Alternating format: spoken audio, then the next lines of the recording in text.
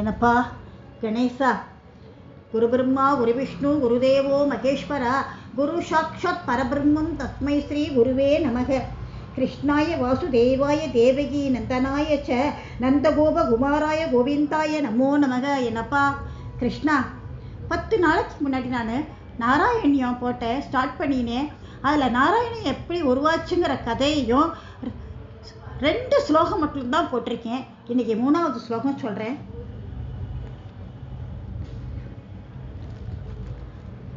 சத்வம் யத்தத்பராப்யாம் அபரிகலனதோ நிர்மலம் தேனதாவத் பூதைர்பூதேந்திரியைஸ்தே வபுருதி பகுசக ஸ்ரூயதே வியாசவாக்யம் தத்ஸ்வத்சத்வாத் யதசச்சாதித பரசுகசித்கற்ப நிர்பாசரூபம் தஸ்மின் தன்யாரமம் தே ஸ்ருதிமதி மதுரே சுக்ரஹே விக்ரஹே தே. ஹே குருவாயூரப்பா, 3 குணங்கள்ல ராஜோகுணம் தமோகுணம் நீக்கி அப்பழுக்கற்ற தூய சத்திய குணத்தினால தங்களோட திருமேனி சிருஷ்டிக்கப்பட்டிருக்கு. அடுத்தது மகத்தத்துவம் அகங்காரம் 5 மாத்திரைகள் இதாலும் 11 புலன்களாலும் தங்களோட திருமேனி ஆக்கப்பட்டிருக்கு அப்படின்னு வியாச முனிவர் புராணங்களில் பலவாறு சொல்லியிருக்கார். தங்களோட திருமேனி ரொம்பவும் தூயதாகவும் தெளிவாகவும் இருப்பதால உள்ள இருக்கிற பரமானந்த ரூபமான ஞானமே வடிவெடுத்த பிரம்மம் மறைக்கப்படாது, ரொம்ப பிரகாசமா விளங்கிறது. செவிக்கும் மனசுக்கும் மற்றுமுள்ள புலன்கள் எல்லாத்துக்கும் இன்பத்தை தரக்கூடியது தங்களோட திருமேனியை கண்டு பெரும் பேறு பெற்ற புண்ணியவான்கள் அந்த ஸ்ரூபத்தை பார்த்து பேரானந்தப்படுறா. நிஷ்கம்பே நித்யபூர்ணே நிரவதி பரமானந்த பியூஷரூபே நிர்லீனானேக முக்தா பலிசுபகதமே நிர்மல பிரம்மசிந்தௌ கல்லோலோலாசதுல்யம் கலு விமலதரம் சத்வமாகுஸ்ததாத்மா கஸ்மான்னா நிஷ்கலத்வம் சகல இதி வசக தவத்கலாவேவ பூமான்.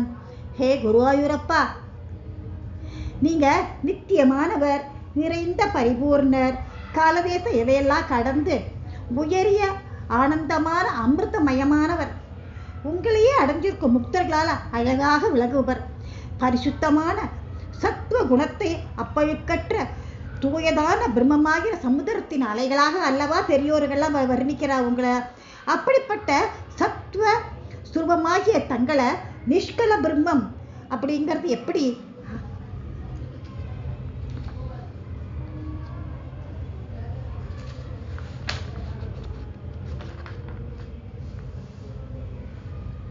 அஞ்சாவது ஸ்லோகம். நிர்வ்யாபாரோபி நிஷ்காரணம் அஜபஜதே யத்க்ரியாபீக்ஷணாக்கியம் தேனைவோதேதி லீனா பிரகிருதிரசதி கல்பாதி கல்பாதி காலே தஸ்யாசம் சுத்தமம் சங்கமபிதமதித்ரோதாயகம் சத்வரூபம் சத்வம் திருத்வா ததாசி ஸ்வமகிம் விபாகுண்ட வைகுண்ட ரூபம். ஹே குருவாயூரப்பா, நீ பிறப்பற்றவன், நீ எந்தவித செயலும் அற்றவன். இருந்தாலும் உங்களோட கடைக்கண் பார்வையால மாயையை ஏவும் செயலையை செஞ்சுட்டு இருக்க. அந்த மாயை உன்கிட்ட அடங்காதது போன்ற தோற்றம் அளிக்கிறது எங்களுக்கு. எங்களால விவரிக்கவே முடியாத அந்த தூய்மையான மாயையோட ஒரு அம்சம்தான் உன்னோட இந்த உருவம்.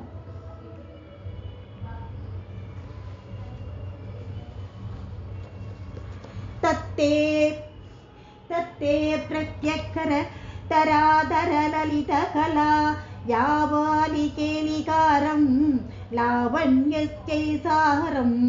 சுக்ருதி ஜனக்ருஷாம் பூர்ண புண்ணியாவதாரம் லக்ஷ்மீ நிஷங்கலீலா நிலயனமம்ருத யந்த சந்தேகமந்தஹ சிஞ்சன் சஞ்சிந்தகானாம் வபுரனுகலயே மாருதா காரணாதா.